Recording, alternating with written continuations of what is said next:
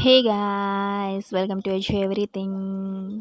ఇక్కడ నేను చూపిస్తున్నాను చూడండి. ఇవి రాశి ఉసిరికాయలు అంటారండి. నార్మల్ ఉసిరికాయలకి రాశి ఉసిరికాయలు డిఫరెన్స్ అనేది ఉంటుంది. టేస్ట్లో కూడా తేడా అనేది ఉంటుంది.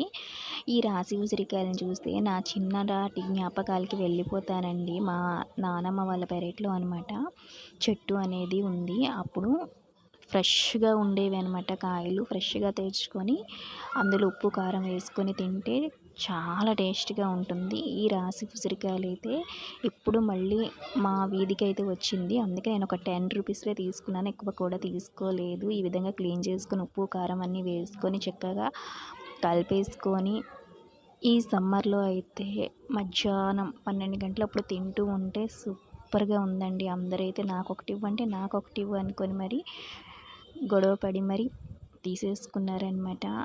అంత టేస్ట్ అయితే అనిపించింది. చిన్నతనంలో అయితే ఫ్రెండ్స్ అందరం కలిసి ఒక్కళ్ళు తీసుకొని వస్తే చాలు 10 మంది నాకొకటి ఇవ్వా అని అంటూ ఉండేవారు. ఇప్పుడు ఒక్కలం చేసుకున్నాం అనుకోండి ఇంట్లో, ఈ విధంగా నాకొద్దంటే నాకొద్దు అనుకుంటున్నారు.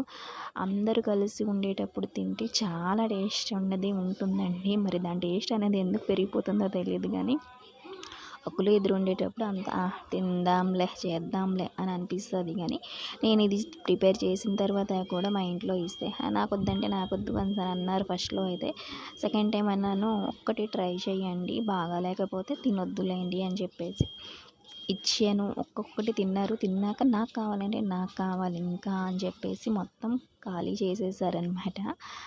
అంత టేస్ట్ అయితే అనిపించింది. ఎక్కువ మంది ఉండేటప్పుడు ఈ విధంగా ట్రై చేయండి, మీ చిన్ననాటి జ్ఞాపకాలకి వెళ్ళిపోతారు. స్కూల్ దగ్గరలో కూడా ఇలాంటి ఉసిరికాయలు ఉప్పు కారం పెట్టి అమ్ముతుండేవారు చిన్నప్పుడు. అలాంటప్పుడు తింటే ఇంకా టేస్ట్ అనిపిస్తుంది కదా.